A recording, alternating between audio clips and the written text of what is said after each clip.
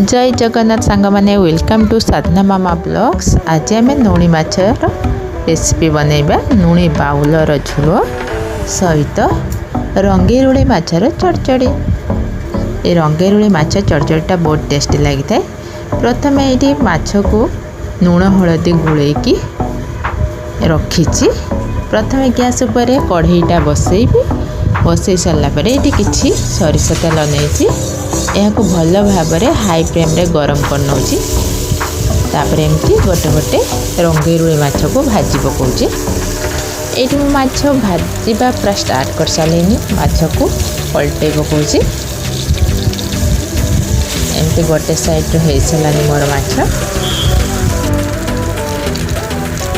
ये पूरा माछटा हो सारानी। गोटे बेला को मु काढ़ी नौची।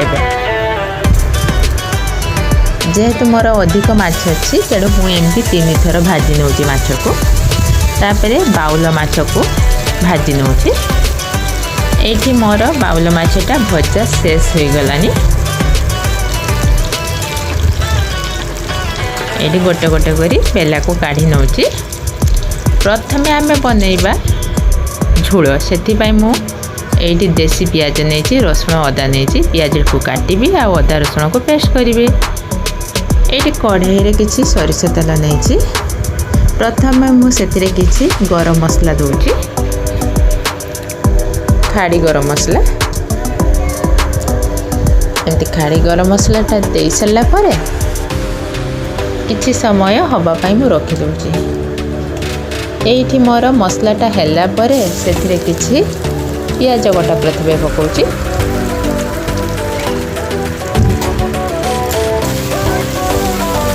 ये पियाज देसी पियाज आम घरे चाष हुए।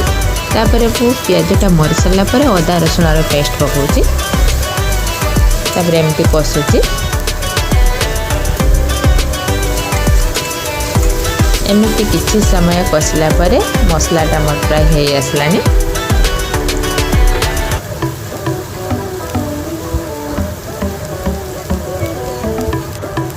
एमती बारंबार मु कषुची।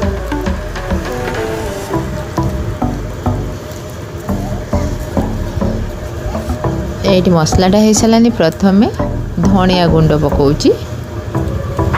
तापर लंका गुंड पकाउची। ये मसला दीटा को टिके कषि सारा पर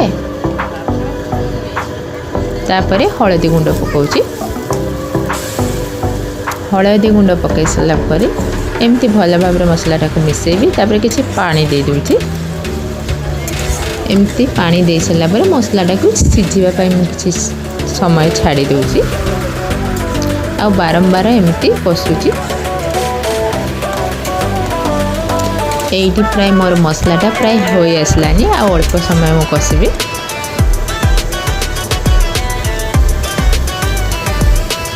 ये प्राय हो सारानी मसलाटा। तापर आम किसी पानी ढाली देवा से।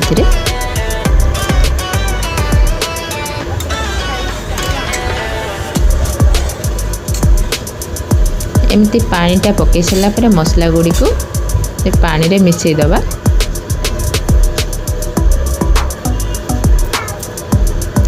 तापर से किसी लुण पकई दूची स्वाद अनुसार।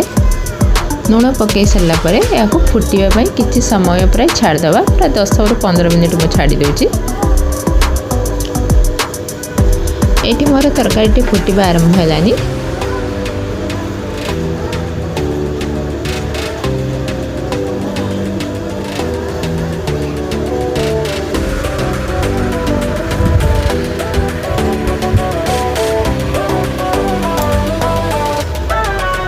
ये तरकारी फुटी सारानी। तापर एमती किसी समय फुटिला पर जो माछ भजा होता से गुड़िक झोल पकई दूची। झोल पकई सारा पर एमती हता सहित एपट सेपट कर दूची। तापर किसी समय फुटापी छाड़ी दूची।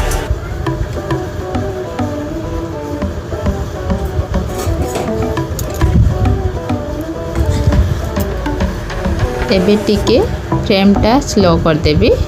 तापर टिके एमती हाथटा मारी टिके हलै दे गैस फ्लेम टी को ऑफ कर देबे।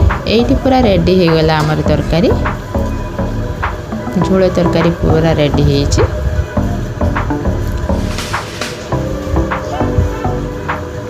प्रथमे गैस उपरे खाली कढ़ईटा बसिकी से किसी सरिष तेल देउछि।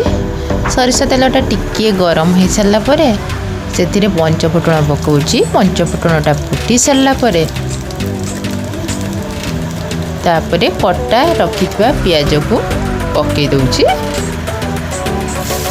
एमती पियाजटा पकई सारा पर एपट सेपट करिकी टिके पियाजटा को भाजुछि।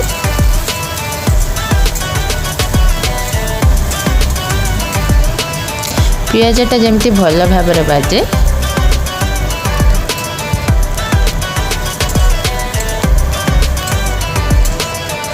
एठी मोर पियाजटा प्राय हे आसलानी।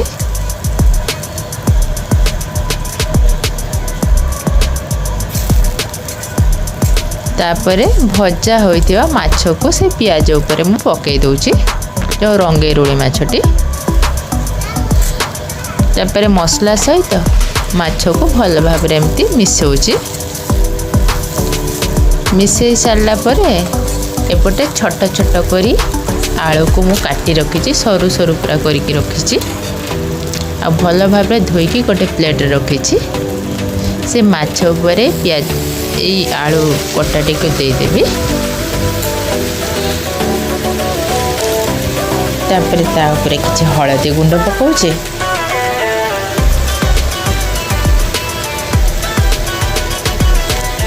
किछि लंका गुंड पकाउछे।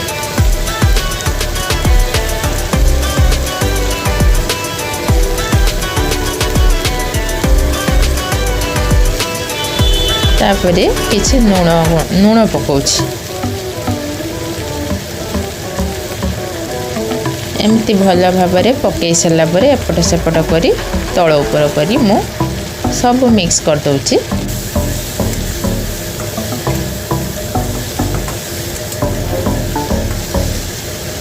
तापरे ग्राइंडर रे ग्राइंडिंग करी रखिथिबा सरिष बटा एठी रखिछि। या उपरे से सरिष पेस्ट को दे दउछि।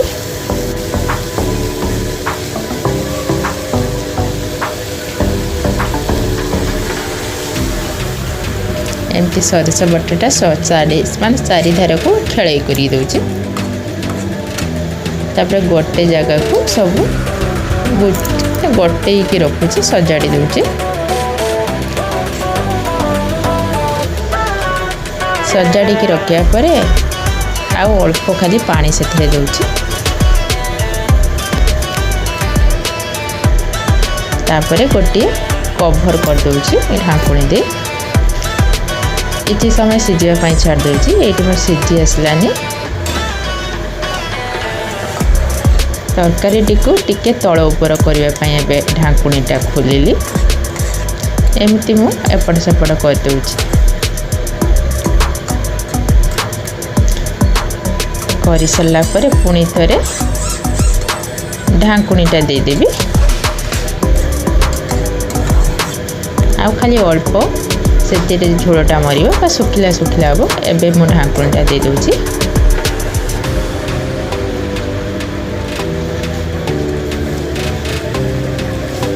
एठी मो तरकारीटा पूरा है आसलानी।